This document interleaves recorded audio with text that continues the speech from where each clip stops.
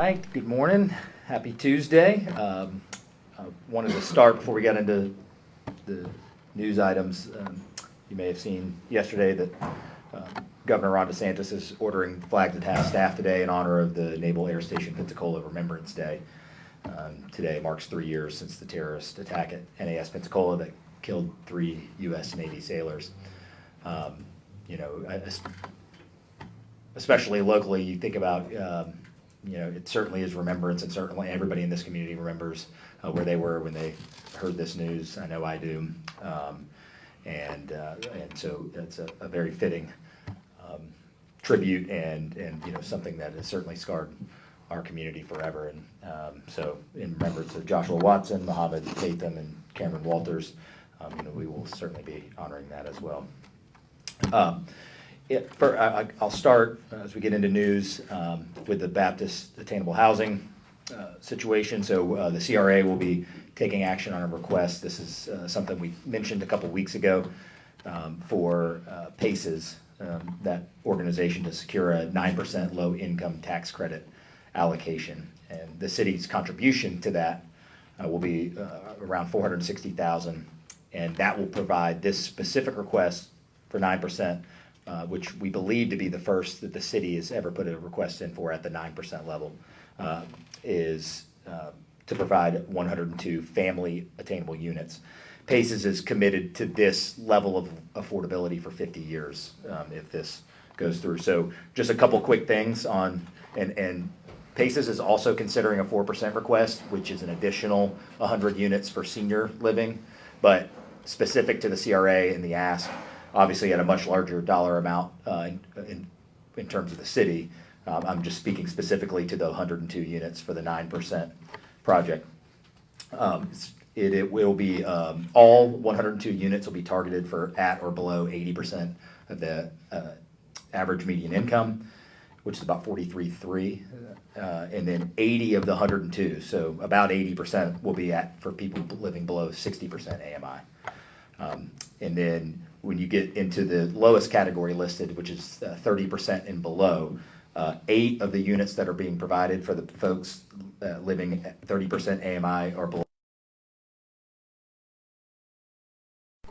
As we said a couple weeks ago, this is our effort to get this project across the finish line. It's the city's participation in that.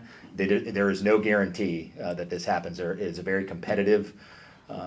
It's very competitive statewide. Actually, speaking with some folks in Orlando, in the city of Orlando, that landed some of these 9% projects. I know the county just received a 9% project this fall, but this will be the first ask of the city of Pensacola.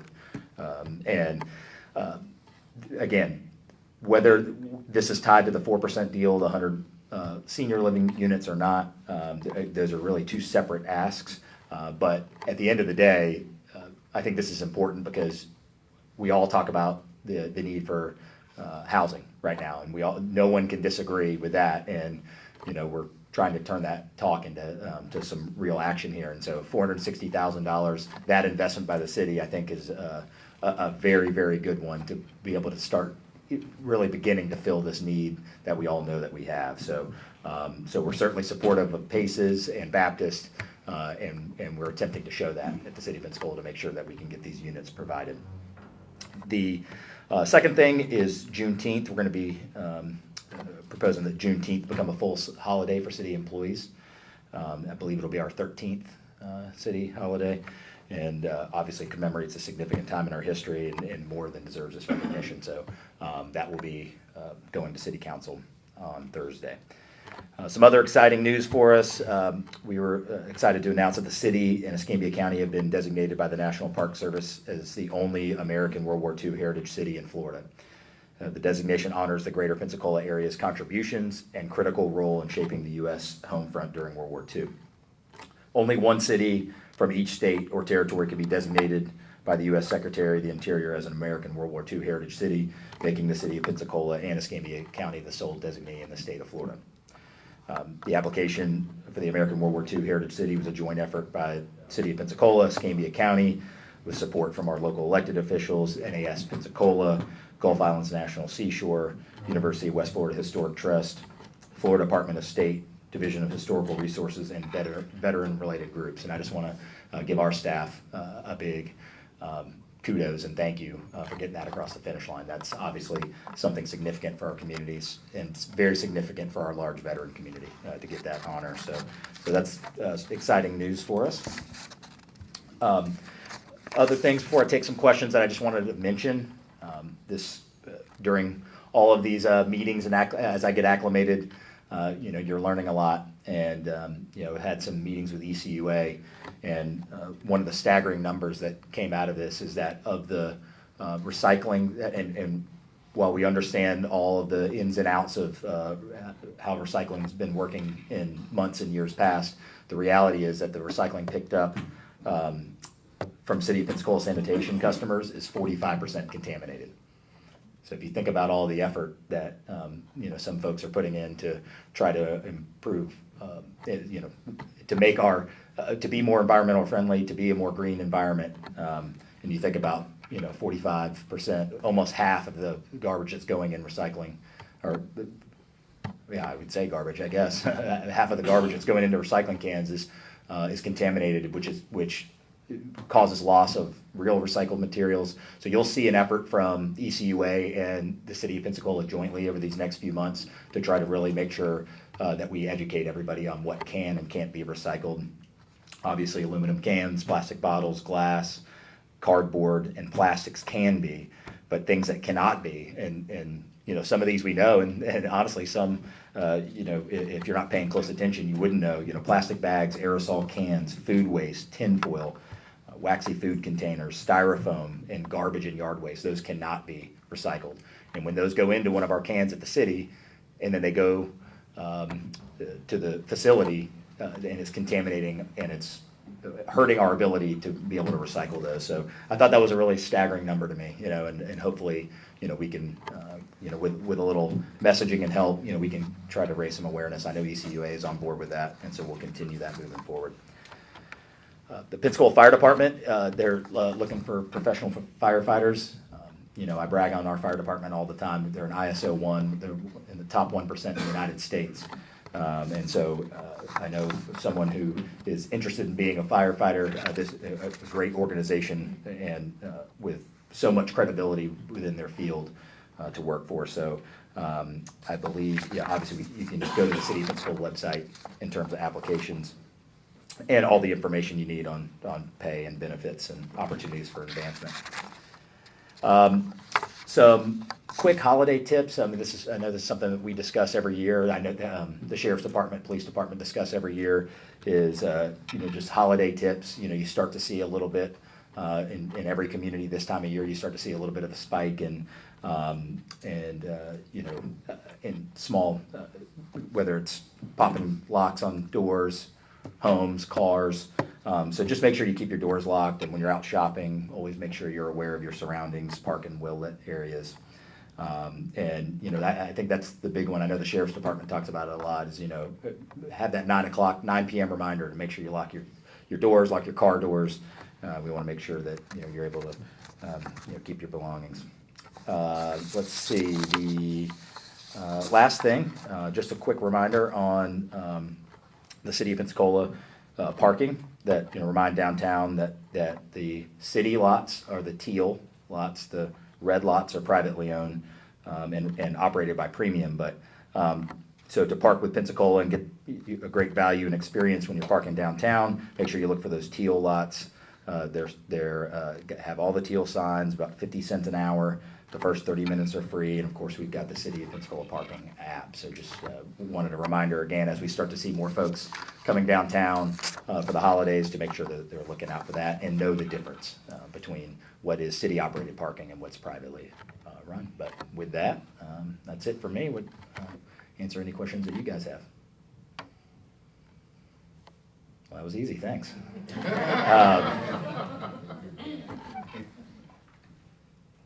We good? Yeah, John? Mayor, the city sent out a notice over the weekend about construction beginning on the Use Marina at Maritime Park. Part of that was to facilitate the blue paddling trail. I understand that that's continuing to move along. Do you have any more information about how that's going? I know that our largest holdup of late, as far as the day use marina goes, has just been the materials themselves. It's not been a matter of labor issues or that the stuff is there and we're not getting to work. I know our folks are chomping at the bit for those materials to come in, and I specifically to the paddling trail or its role in any paddling trail is the last design drawings I saw still have that a kayak launch on the north-facing side. So I would imagine that is an amenity that certainly this day use marina is going to be able to continue to support and connect as it goes down the line. There was a discussion, I don't know, back in the winter about a state certification of a official blue paddling trail that would go out on all the state branding and collateral material. Is that still on track? Do we know how that's working? I don't. I can gather some more information about that. And I remember those conversations, just as hearing them as a citizen as well. I'll say in general, certainly it's something I support. I know there is some complexity to the open water of the bay and how connected we can get. And I know that was, at least from what I recall, those were some of the conversations. Is Bayou Tahar and some of those other areas are a little easier to manage on a kayak than perhaps the full trail. But any efforts in that direction, I certainly support. One of my biggest priorities just in general, and we're starting to see some of these come to life, is the activation of our waterfront. And I always point out, if I was a mayor of a Midwestern city, what I would do to have that body of water be the backdrop of our community. And so we're going to continue to look at options, not just first of all with Bruce Beach being the last true place you can put your toes in sand in the heart of our downtown that isn't hardscaped. But it's not just the direct water interaction. It's also how pedestrians get around our downtown and how they get to view the water. And so we've got a lot of things on our dream sheet that we want to look at moving forward about how we continue to activate our waterfront, because it really is the crown jewel of our downtown and what makes one of the things that make us really special, and something that we should certainly invest in. Hey.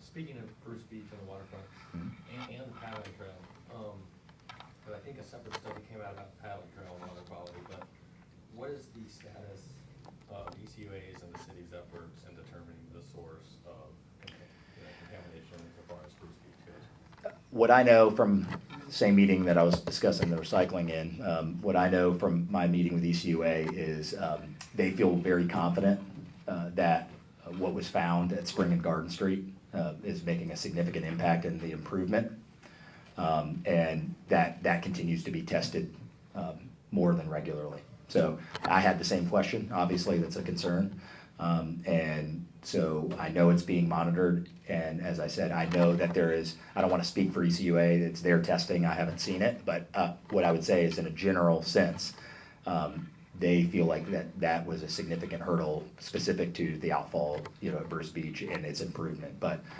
it's something that they know we're thinking about and that we care about very much about, and they do too. And we'll continue to push forward. And as this testing, if we obviously if they start to see any deviation or then we'll continue to work in the direction of trying to get it fixed. But it's obviously something that's important. And when you talk about having folks interact with the water, that these are two things that need to go hand in hand. So, it'll be a focus for us as we get Bruce Beach up and going. Anything else? Let me off easy, guys. All right. Hey, thank y'all so much. Appreciate you being here.